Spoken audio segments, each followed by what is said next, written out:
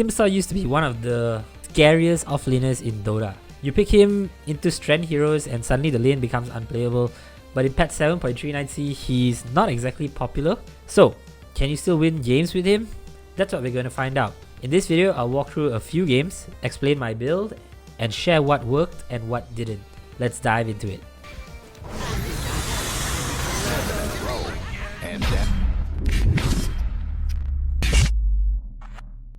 To make Timbersaw work right now, there are 3 key things. First, you need a good matchup. Don't pick him into hard silences and slows. Second, you need to hit your tempo, get active and soak up space early. And third, you need your core items fast. In all my games, I went Arcane Boots, Soul Ring and Kaya. These 3 give you everything: mana, regen and damage. They are the foundation.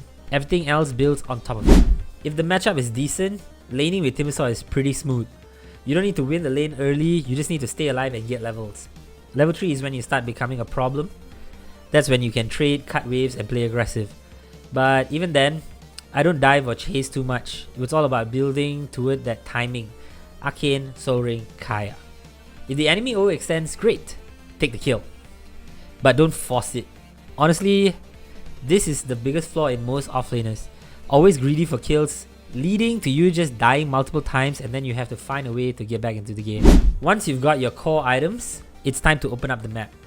This means pressuring towers, taking jungle camps and forcing rotations.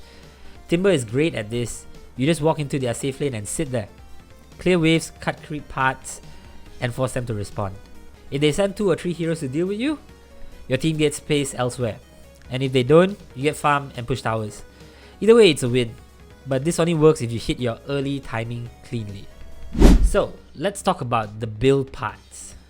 In all my games, I went Arcane, Soul Ring and Kaya. That part never changed. From there, it depended on the match. In one game, I went Yules into BKB to deal with silencers and teamfight spells. In another, I went Piped into Shivas to survive bursts and lock down slippery heroes.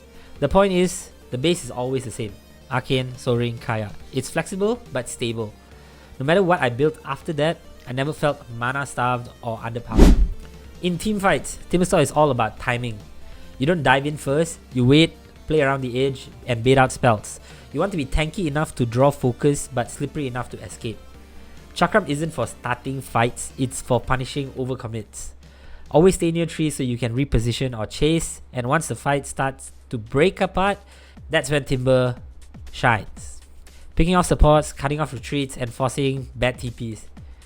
But if there's nobody that can go in first, it's also okay to go blink into Aghanims and be the one to fly in first.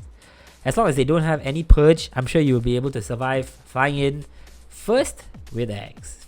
So here's what worked. Arcane, Soul Ring, Kaya. That's the core. It felt smooth, strong and easy to build around.